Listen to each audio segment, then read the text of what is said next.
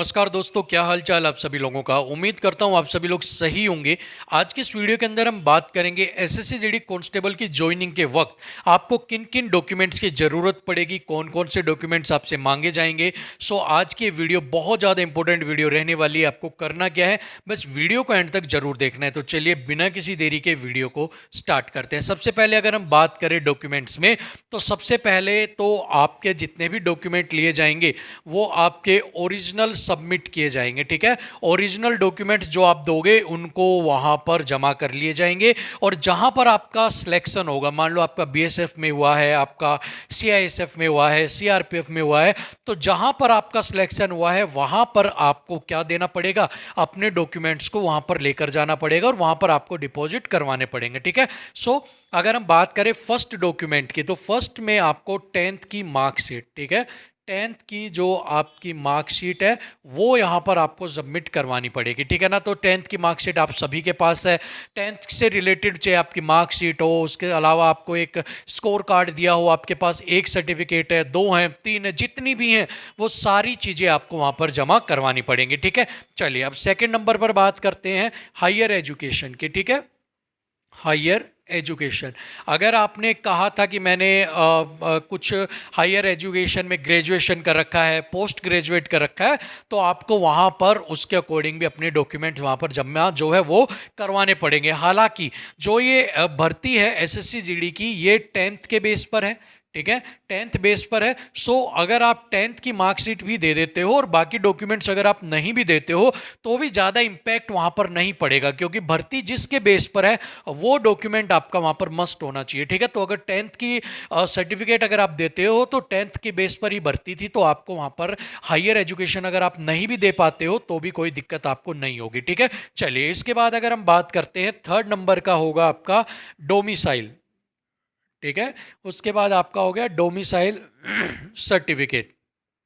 ठीक है भाई, डोमिसाइल सर्टिफिकेट आपका जो था वो भी वहां पर आपका लिया जाएगा और वहां पर आपका जमा किया जाएगा। ठीक है, चलिए इसके बाद फोर्थ नंबर पर आपका हो गया कास्ट सर्टिफिकेट, वहां पर चेक किया जाएगा कास्ट सर्टिफिकेट भी आपका। ठीक है, कि आप जिस कास्ट से आए हो, मान लो आप कास्ट सर्टिफिकेट का मीन्स आप एससी कैटेगरी से आए हो, ओबीसी से आए हो, अनरिजर्व से आए हो, तो क्या वो सही है या नहीं है, उसके बेस पर भी आपके वहां पर ओरिजिनल जो डॉक्यूमेंट्स है वो वहां पर सबमिट किए जाएंगे। ठीक है, 4 डॉक्यूमेंट यहां पर हो गए। चलिए एक बार इसको मैं हटा देता हूं 4 डॉक्यूमेंट्स को। अब आगे हम बात करें तो आपको इसके बाद जो आपका ज्वाइनिंग लेटर है, ठीक है, जो आपका ज्वाइनिंग लेटर है आपका, वो आपको लेकर जाना पड़ेगा, लेकिन उसकी क्या लेकर जानी पड़ेगी, फोटोकॉपी। ठीक है, फोटोकॉपी, ओरिजिनल आपके पास रहेगा बट उसकी फोटोकॉपी इन डॉक्यूमेंट्स के साथ आपको लगानी पड़ेगी। ठीक है, चलिए इसके बाद बात करें, इसके बाद आप जैसे ही आपकी ज्वाइनिंग हो जाएगी उसी दिन से आपकी क्या स्टार्ट हो जाती है, सैलरी का जो सैलरी होती है वो स्टार्ट हो जाती है।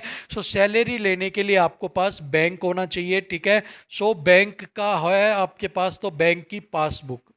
ठीक है, बैंक की जो पासबुक है वो भी आपको वहां पर लगानी पड़ेगी कि जी मेरी की जो सैलरी है वो मेरे बैंक में आए। अब आप बहुत सारे बच्चे एक सवाल और पूछेंगे, सर बैंक कौन सा ठीक रहता है, तो जितने भी सरकारी कर्मचारी हैं, ठीक है, जितने भी हैं, आप चाहे पेंशन होल्डर्स ले लो, आप सरकारी कर्मचारी ले लो, सभी एक ही बैंक के अंदर अपना खाता खुलवाते हैं और वो है आपका state bank of India, state bank of India, या फिर आप इसको कह सकते हो एसबीआई। सो आपको एसबीआई के अंदर, आप कभी भी एसबीआई बैंक के अंदर चले जाना, बहुत ज़्यादा भीड़ दिखेगी आपको। तो वहाँ पर मोस्टली भीड़ क्यों होती है, क्योंकि जितने भी रिटायर कर्मचारी हैं, जितने भी आपके सरकारी कर्मचारी हैं, वो सारे अपना जो लेन देन करते हैं, जो अकाउंट होता है वो सबका किस में होता है, एसबीआई के अंदर। तो आप भी अपना एसबीआई के अंदर खाता अगर आपका है तो बहुत अच्छी बात है, अदरवाइज वहाँ पर वो पूछेंगे आपके पास एसबीआई में या किसी बैंक में खाता है, तो आप कहोगे नहीं, तो वहां पर वो आपका क्या करेंगे, बैंक अकाउंट जो है वो आपका वहां पर ओपन करवा देंगे। ठीक है, तत्काल ओपन हो जाएगा और उसी के बेस पर आपकी जो एक आपको अलॉट कर दिया जाएगा और वहां पर आपकी सैलरी आनी स्टार्ट हो जाएगी। ठीक है भाई, इतना समझ में आ गया। चलिए अब इसके बाद अगर हम बात करें कि कौन सा डॉक्यूमेंट आपका लगेगा, तो उसके बाद आपका लगेगा करेक्टर सर्टिफिकेट। ठीक है, करेक्टर सर्टिफिकेट। अब बात आती है करेक्टर सर्टिफिकेट को वेरीफाई कौन करेगा, एसपी या एसएचओ। तो आपका जो एसएचओ लेवल का है वो भी यहाँ पर वैलिड होगा, आपका यहाँ पर एसएचओ लेवल का चलेगा अगर एसएचओ वेरीफाई कर देता है। क्योंकि स्टेशन हाउस कंट्रोलर, ठीक है, स्टेशन हाउस कंट्रोलर का मतलब होता है जो आपका एरिया है, जो आपका आसपास का एरिया है, उसकी हर एक खबर को रखने वाला उसका कंट्रोलर, ठीक है। आपका जो है स्टेशन हाउस ऑफिसर जो है आपका, वो क्या करता है, उस सारी चीज़ को कंट्रोल करता है। तो अगर ये वेरीफाई आपको कर देता है एसएचओ, तो इसका मतलब आपका जो सर्टिफिकेट है वो क्या हो जाएगा, यहाँ पर वैलिड आपका हो जाएगा, ठीक है। समझ में आ गया। तो एसएचओ लेवल का चल जाएगा। बहुत सारे बच्चे बोल रहे थे सर एसपी लेवल का भी तो चलेगा क्या? तो अगर आपका एसपी लेवल का अगर आपने बनवा लिया है तो आप एसपी लेवल का, ठीक है, चल बनवा लिया, बहुत अच्छी बात है। जिन्होंने भी अगर आप बनवाया भी नहीं है, बनवाओगे आप ही आगे, ठीक है, ये मैंने बनवा लिया बोल दिया, जब आप आगे बनवाओगे। और अगर आप एसपी लेवल का बनवाते हो तो भी दिक्कत नहीं है, बट अगर आप एसएचओ लेवल की अप्रोच आप तक है और आप वहां से बनवा लेते हो अपने नियर बाई थाने के अंदर, तो आपको कोई भी दिक्कत वहां पर नहीं होगी, ठीक है। चलिए इस बात को ध्यान रखिएगा। उसके बाद एक अटेस्टेशन फॉर्म होता है आपका, ठीक है। उसके बाद एक अटेस्टेशन फॉर्म होता है जिसको आपको फिल करना होता है, अपनी फोटो वगैरह लगा के, कोई डिटेल्स वगैरह, वो फॉर्म भी आपको ओरिजिनल फिल करने के बाद अपने साथ लेकर जाना होता है, ठीक है। चलिए उसके बाद अगर हम बात करते हैं, आपका चाहिएगा आधार कार्ड, ठीक है। आधार कार्ड, आधार कार्ड किस लिए चाहिएगा? फॉर योर वेरिफिकेशन ओनली, वो जमा नहीं किया जाएगा, फॉर वेरिफिकेशन ओनली, ठीक है, वेरिफिकेशन ओनली के लिए, ठीक है। चलिए दूसरा एक सवाल आ रहा था सर पेन कार्ड। तो देखिए जब आप बैंक अकाउंट को ओपन करवाएंगे, ठीक है, जब भी आपका बैंक अकाउंट ओपन होता है तो वहां पर पैन कार्ड ऑलरेडी आपका दिया हुआ होता है, ठीक है। सो जब आपकी सैलरी उसके अंदर आएगी तो वहां पर आपका पैन कार्ड है, वैसे आपको वैसे पैन कार्ड की जरूरत है नहीं, क्योंकि सैलरी का सारा काम होता है, उसी के लिए ही पैन की जरूरत पड़ती है कि इनकम कितनी है आपकी। सो उस बेस पर आपने दिया हुआ है तो आपका वहां पर कोई जरूरत पड़ेगी नहीं। बाकी आप अपने साथ पैन कार्ड की एक फोटोकॉपी ले जा सकते हैं, बाकी कोई रिक्वायरमेंट नहीं है, ठीक है। चलिए उसके बाद आधार कार्ड अगर किसी के पास नहीं है, कोई नाम में गलती है, तो यहाँ पर वोटर कार्ड ले जा सकता है, पैन कार्ड ले जा सकता है, डीएल ले जा सकता है, ठीक है। तो ये अपना आप लेके जा सकते हो। ये वेरिफिकेशन ओनली के लिए होंगे, जमा नहीं किए जाएंगे। पैन कार्ड भी आपका एज ए अगर आपके बैंक अकाउंट में लिंक है तो ठीक है, अगर आपका वहाँ पर खाता खुलता है, अगर आपका मान लो एसबीआई में नहीं है और वो कहते हैं हम खाता खुलवाएंगे, तो वो आपसे पैन कार्ड मांगेंगे, तो आपको रिक्वायरमेंट पड़ सकती है। सो अपने साथ आप उसको जरूर लेके जाइएगा, ठीक है। समझ में आ गया। चलिए इसके बाद बात करते हैं कुछ एक्स्ट्रा आपकी सर्टिफिकेट्स की, ठीक है। कुछ एक्स्ट्रा सर्टिफिकेट्स आपकी किस केस के अंदर? आपने एनसीसी की हो गई, आपकी कंप्यूटर हो गया, ठीक है। कंप्यूटर के अलावा अगर आपने आईआईटी कर रखी है, आईटीआई जो है वो आपने कर रखी है, ठीक है, आईटीआई कर रखी है। उसके अलावा अगर आपने कोई भी लैंग्वेज कोर्स कर रखा है, ठीक है, कोई भी प्रोग्रामिंग कर रखी है आपने,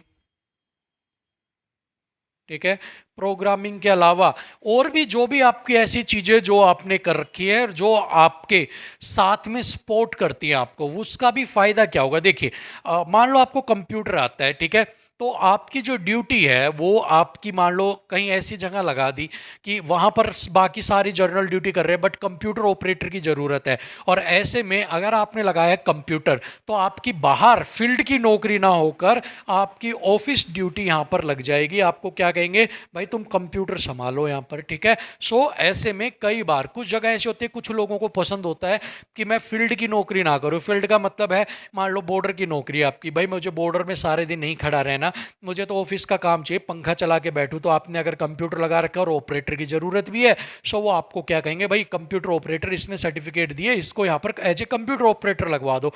तो वो एज ए ड्यूटी वो आपकी होगी, लेकिन आप एज ए कंप्यूटर ऑपरेटर वहां पर काम करेंगे, ठीक है। सो ऐसे में ये आपकी चीजें आपकी क्या होती है, हेल्प करती है। बहुत सारी चीजें क्या होंगी, जब आप वहां पर एक फॉर्म फिल करके दोगे तो वहां पर एक होता है, जैसे कि अपन केवाईसी नहीं करवाते, ठीक है, नो योर कस्टमर, वैसे ही एक केवाईसी तरह का, मैं एक एग्जांपल के लिए समझा रहा हूं। वहां पर कुछ होगा कि आपको कुक करना आता है, ड्राइविंग आती है, कंप्यूटर आता है, इलेक्ट्रिसिटी का वर्क आता है, और कुछ आता है, प्लम्बरिंग का आता है। आप जो जो टिक करते जाओगे उसी के बेस पे जैसे जैसे रिक्वायरमेंट होगी वो आपको उसी के अकॉर्डिंग ही वर्क अलॉट करते जाएंगे। सो आपकी सैलरी भी वही रहेगी, आपका काम भी वैसा ही रहता है, लेकिन आपकी ड्यूटी इजी हो जाती है। ठीक है, एक ऑफिस में काम करना, एक बाहर काम करना। सो जिन भी लोगों को पास एक्स्ट्रा कुछ है वो भी वहां पर अपनी अप्लाई कर सकते हैं, और जो वहां पर आपसे जब आपके बारे में जाना जाएगा तो वहां पर भी आप उनको बता सकते हैं। ठीक है, चलिए। सो ये सारी चीजें थी, ये सारे डॉक्यूमेंट्स थे जो आपको वहां पर लगाने पड़ेंगे ज्वाइनिंग के टाइम में। सारी चीजें मैंने आपको वन बाय वन एक्सप्लेन कर दी हैं। होप सो आपको सारी चीजें यहाँ पर समझ में आ गई होंगी। सो अगर ये वीडियो आपको पसंद आई है तो लाइक शेयर आप जरूर कीजिएगा, और अगर आपको हमारा काम पसंद आया है तो सब्सक्राइब करना मत भूलिएगा। ठीक है, तो चलिए मिलते हैं आपसे एक और वीडियो में, तब तक के लिए इजाजत दीजिएगा। नमस्कार।